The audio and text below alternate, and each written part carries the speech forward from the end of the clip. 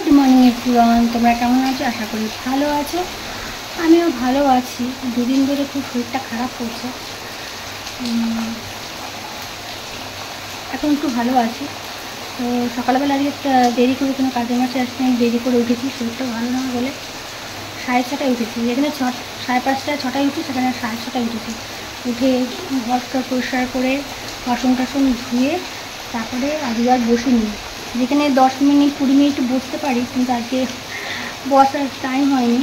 তো দেখো আজকে কী রান্না করবো, তাড়াতাড়ি রান্নাঘরে ঢুকে যাচ্ছি। এ দেখো উচ্ছে ভাজা করব, ঝিঙে পোস্ত করব। এই জন্য সর্ষে পোস্তটা বেটে রাখলাম এইমাত্র।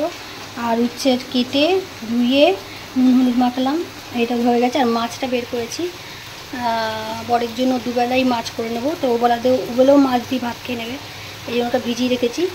আর আমি দেখি কি করি, কি খাই। তো আগে আমি ঝটপট করে এগুলো করে নিই, ওরটা তো আগে করে নিই, তারপর আমারটা করে ভাবা যাবে। ঠিক আছে, তো আমি আগে উচ্ছেটা ভেজে নেব।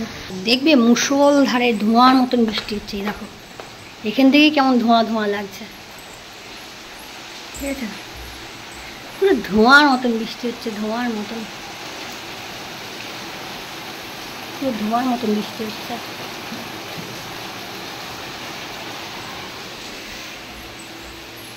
তো চলো আমি আগে তাড়াতাড়ি ইয়ে করে নিই। দেখো উচ্ছেটা দিয়ে দিচ্ছি, উচ্ছেটা ভাজা হোক, ঠিক আছে? এ দেখো উচ্ছে ভাজা হয়ে গেছে। এবার আমি ইয়েটা করবো, পোস্তটা করবো, তারপরে মাছটা ইয়ে করবো। আর দেখো আমি 5 ফোড়ন দিয়ে দিয়েছি, দেখো নুন হলুদ দিয়ে দিয়েছি। এবার আমি পোস্তটাকে দিয়ে দেবো। এ দেখো দিয়ে দিয়েছি। এত পোস্ত দেওয়ার পরও আমার মানে বর বলবে পোস্ত কোথায়, এরা এত পোস্ত খায় কি বলবো। এই দেখো আমার ঝিঙে পোস্ত হয়ে গেছে। এবার আমি মাছটা বসাবো, কড়াই আর খুন্তিটা মেজে নেবো, নিয়ে তারপর মাছটা বসাবো। কমপ্লিট আমার জন্য একটা ডিম সিদ্ধ বসাবো, উচ্ছে ভাজা দিয়ে পোস্ত দিয়ে ডিম সিদ্ধ দিয়ে খাবো।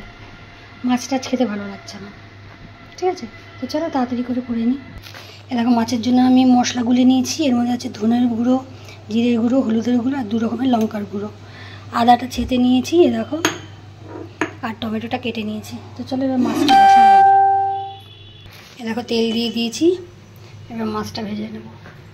এরকম মাছটা দিয়ে দিয়েছি, প্রচণ্ড ফুটছে জানো তো। দেখো মাছটা ভাজা হয়ে গেছে। এবার জিরে ফোড়ন দিয়েছি, এবার টমেটোটা দিয়ে দেবো, পরপর সব দেবো। দেখো টমেটো আদাটা দিয়ে দিয়েছি, ভাজা হয়ে গেছে। এবার আমি মশলাটা দিয়ে দেবো। বৃষ্টিটা থেমেও গেছে, কিন্তু প্রচণ্ড মেঘ ডাকছে, কালি করে আছে।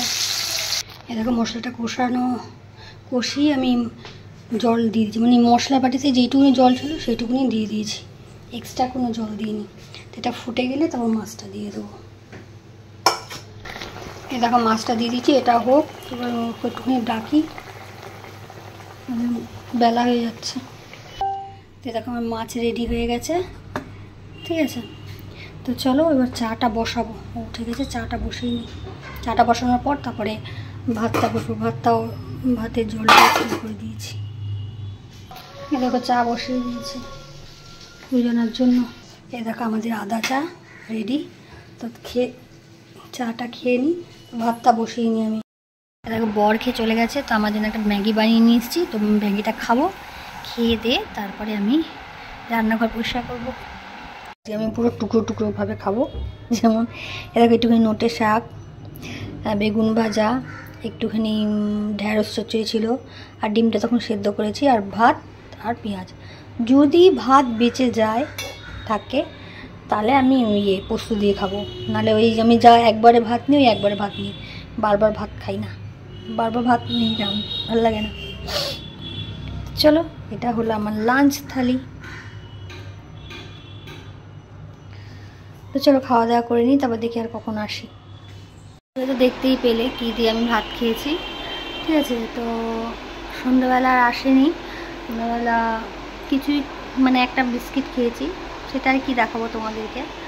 তো আর সবার ভিডিও দেখলাম, ফেসবুকে ভিডিও করলাম, তারপরে ইউটিউবে ভিডিও করলাম, এসব জায়গায় করলাম, অনেকে ভিডিও দেখলামও। তারপর দেখে দেখে তারপর আমার বর এলো, ওটু হাত মুখ ধুলো, ধুয়ে রেস্ট টেস্ট করলো, করে টোরে তারপর ওকে ভাত দিলাম মাছ দিয়ে, আর আমি খেলাম পোস্ত দিয়ে, ঝিঙে পোস্ত দিয়ে। তো খেয়ে দিয়ে হয়ে গেছে, এবার হাত মুখ ধুয়ে ধোয়া হয়ে গেছে, চুলটাকে আর বাঁধিনি, চুলটাকে খোপা করে রেখেছি, ভালো লাগছে না। আর বেশি রাত হয়ে গেলে না কিছু ভালো লাগে না করতে। তো বিছনা টিছনা ঝাড়াটা হয়েছে, সব কিছু হয়ে গেছে, তো এখন শোবার পালা। তো জানি না কতদূর কি তোমাদের কাছে শেয়ার করতে পেরেছি। যদি ভালো লাগে ভিডিওটাকে যদি লাইক করো, কমেন্ট করো, চ্যানেলটাকে প্লিজ সাবস্ক্রাইব করে দিও, সাথে থেকো, পাশে থেকো। চলো, বাই বাই।